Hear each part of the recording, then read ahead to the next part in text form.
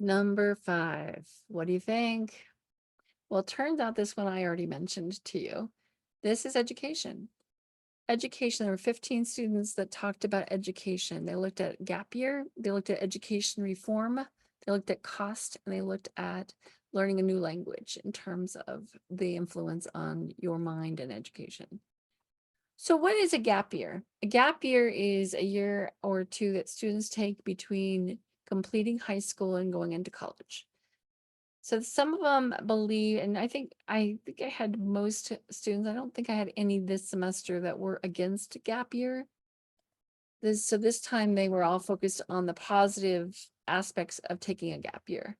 So I looked at mental health, the ability for someone to build up their work experience, understanding and working with money, so financial planning, just what happens with your own personal growth by going out there and working. Cultural immersion, so for some of them, then they were encouraging travel. Again, a lot of my students are international, so they themselves may have taken a gap year where they traveled to another country and just burnout in general. Students going directly from high school to college might experience that.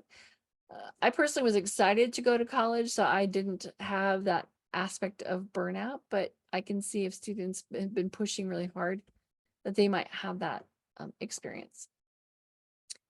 Education reform. W- I've had multiple students talk about this over the semesters, and the idea of just being able to prepare for life. They didn't feel like what was happening in college was in high school was preparing them for their life after. So they wanted to have more information like financial literacy and better information on critical thinking, career readiness. They felt it was outdated and not really focused on the current experience of life. They're also concerned about unequal access. So some people having more access to a higher level of education, and then just a teacher shortage as well. So just those kinds of concerns. So that's education reform. And these were just general ideas that showed up. So the idea of cost, how much it costs for education in general. They're concerned about access to this and making it easier. They're worried about student debt and in terms of how that's going to impact them going forward, trying to move forward with their life and carry the debt. Economic benefits. So what is the benefit for us if we are educating our students, investing in their future? Accessibility.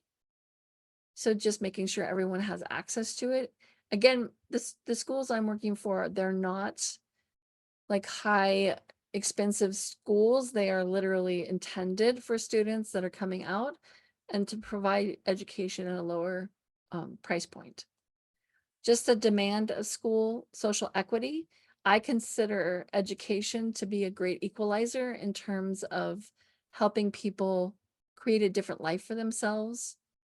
The student debt burden, and then economic advantages. Oh, I guess I kind of had that there twice because probably had somebody talk about it more than once. All right, so there we are. That is education.